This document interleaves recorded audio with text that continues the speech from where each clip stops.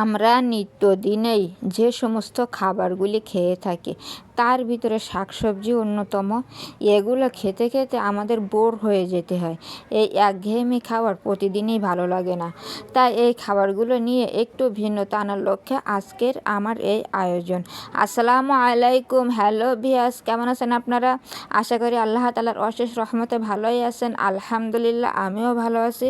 বরাবরের মতো আজও চলে আসলাম আপনাদের মাঝে নতুন দিনে নতুন আরেকটি ভিডিও নিয়ে। আমার ইউটিউব চ্যানেলের পক্ষ থেকে আপনাদের সকলকে জানাই আন্তরিক অভিনন্দন এবং মোবারকবাদ। চলুন তাহলে ভিডিওটি শুরু করা যাক। সীমাহীন আকাশের নিচে যদি এমন দিগন্তহীন মাঠ থাকে, আর সেই মাঠটা যদি থাকে সবুজ শ্যামল, আর সেই সবুজ শ্যামলের মাঝে এমন সোনালি ফসল, তাহলে কার না মনটা ভরে যায়। আমার তো এই সোনালি ফসল দেখে মনটা ভরে গেছে। কারণ এই ফসলের মাধ্যমে কিন্তু আমাদের যে খাদ্যের চাহিদা সেটা পূরণ হয়।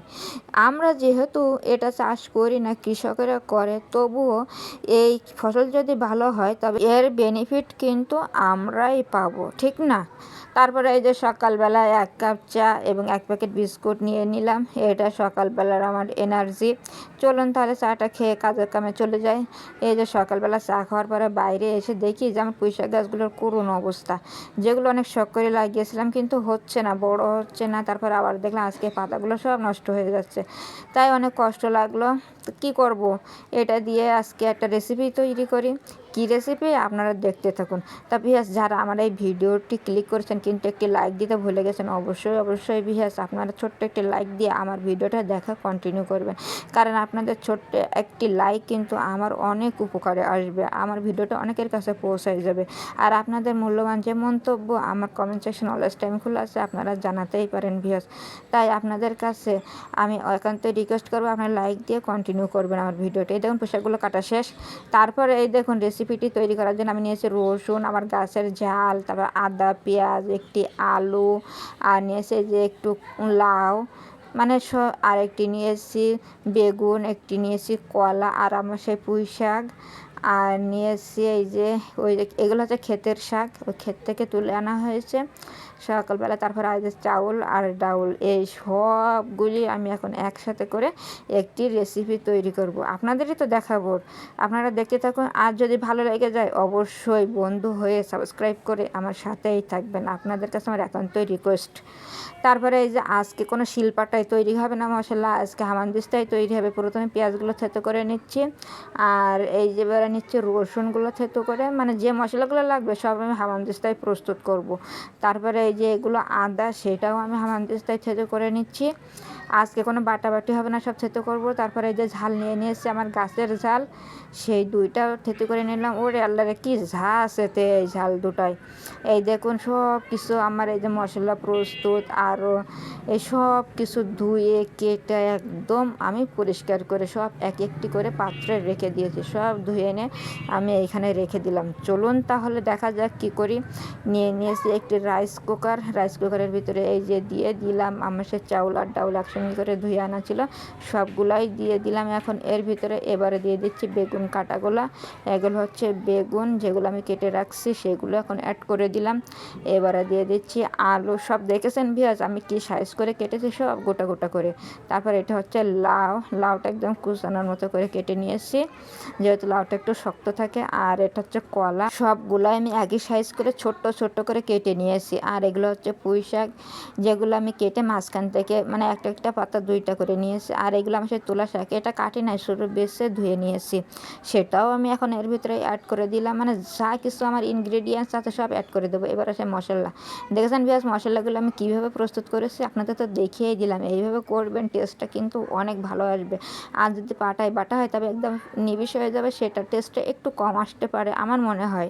তাই আমি যেভাবে পারছি সেভাবে করছি। নিয়েছি কিছু তেজপাতা আর এই গোলমরিচ, এটা অবশ্যই দিতে হয়। কিছু কি গেস করতে পারছেন? আমি জানি অবশ্যই ফিরেছে, কারণ চাউল ডাউল দেখে তো অবশ্যই পারবেন। তারপরে অ্যাড করে দিলাম হলুদ, আর এটা হচ্ছে লবণ, যেগুলো পরিমাণ মতো লাগবে। আচ্ছা, এবার দিয়ে দিচ্ছি রান্নার তেলটা একটু বেশি মতন করে দেবো, কারণ এটাই তেল বেশি হলে আমার কাছে যেন একটু ভালো লাগে। এইবার একদম লাস্ট ফিনিশিং, এইবারে পানিগুলো দিয়ে দেবো, আমার যতটা পানি লাগবে সব। তা দেখতে পেলেন ভিউয়ার্স, একে একে সব কিছু আমি অ্যাড করে দিয়েছি, সব কিন্তু কাঁচা, শুধু কেটে ধুয়ে সুন্দরভাবে প্রস্তুত করে আমি একসঙ্গে এর ভিতরে অ্যাড করে দিলাম। আজকে আমি এটা রাইস কুকারে রান্না করব। তারপরে রাইস কুকারের চামচটা দিয়ে সুন্দরভাবে একটু মানে সব একসঙ্গে মিক্সড করে দিলাম। একসাথে যদি মিক্সড করা না হয় তাহলে তো বুঝতেই পারছেন যে আমি এক এক করে দিয়েছি, এটা মিক্স করা অবশ্যই দরকার। তারপরে ঢাকনা দিয়ে দিলাম, ঢাকনা দিয়ে এই দেখুন আমি কুকারে চড়িয়ে দিয়েছি। এখন আমার মানে মাঝ পর্যায়ে ভাতগুলো কত সুন্দর বলক উঠছে, তাই না? তাহলে বলুন তো ভিউয়ার্স, এগুলো কি কত সুন্দর হবে খেতে, আপনারা ট্রাই করতে পারেন। তারপরে নিয়ে নিয়েছে দুটো শসা, যেহেতু এখনও ওটা হতে বাকি আছে, ভাতটা এখনও হচ্ছে, আর ওটা তো রান্না করছে খিচুড়ি, আপনারা তো বুঝতেই পারছেন সবজি খিচুড়ি নাম দিয়েছি আজকের আমি। তাই দুটো শসা এখন আমি ছিলে নেব, এই দুটো ওই যে এখন সুন্দরভাবে ছিলে আমিও একটু ডেকোরেশন করব, সেটা আপনাদের আমি দেখাবো, আপনাদের জন্যই তো আমি এটা করছি।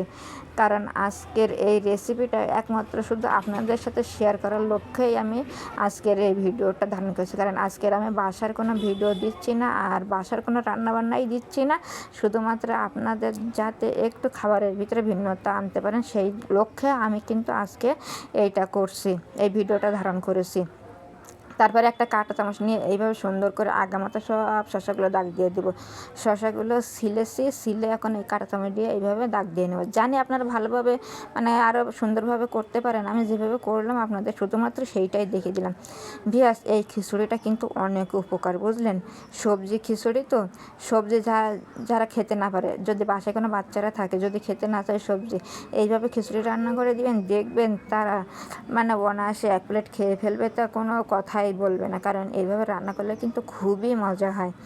খাবারের ভিন্নতা আনার লক্ষ্যে শুধুমাত্র আপনাদের জন্য আজকের আমার এই প্রচেষ্টা। আমি দৈনন্দিন জীবনের ব্লগ আমি প্রতিদিন দিয়ে থাকি, কিন্তু আজকের কোনো ব্লগ ভিডিও দিলাম না, আজকে শুধু দিলাম আজকের আমার স্পেশাল খিচুড়ি রেসিপিটা।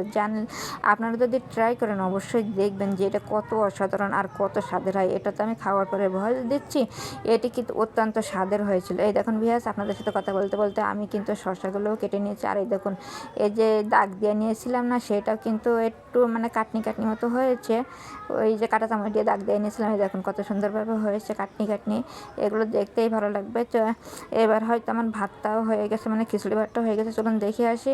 হ্যাঁ, একদম প্রপারলি হয়ে গেছে। এই দেখুন কত সুন্দর কালার দেখা যাচ্ছে, দেখুন সব সবুজ হলুদ মানে সব একাকার।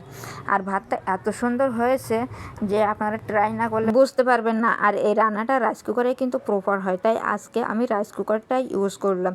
ভিউয়ার্স, এই দেখুন আমি এখন ডেকোরেশন করে নিয়েছি কত সুন্দর শসা দিয়ে, আর এটি খেতে এত মজা হয়েছে, এত মজা, আপনারা ট্রাই না করলে কিন্তু অবশ্যই মিস করবেন, ট্রাই করবেন আপনারা অবশ্যই। আর কেমন লাগলো তো অবশ্যই কমেন্ট সেকশনের মাধ্যমে জানাবেন। এই পর্যন্তই, আল্লাহ হাফেজ, আসসালামু আলাইকুম।